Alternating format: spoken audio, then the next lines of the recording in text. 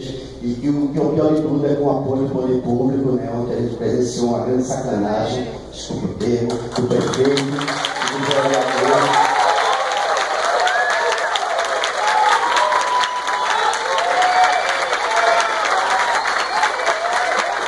Para mim, a sacanagem, porque é uma coisa legal, não teria sido feito da maneira como foi, né, na escura e na pressa.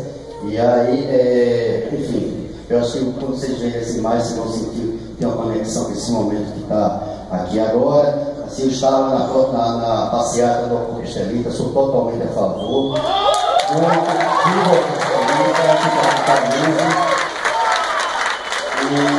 E eu acho que se a prefeitura apoia um evento como esse maravilhoso, que tem um horizonte do cinema pernambucano, acho que ela poderia também apoiar o Augusto Estelita, que é um horizonte para a cidade do Recife.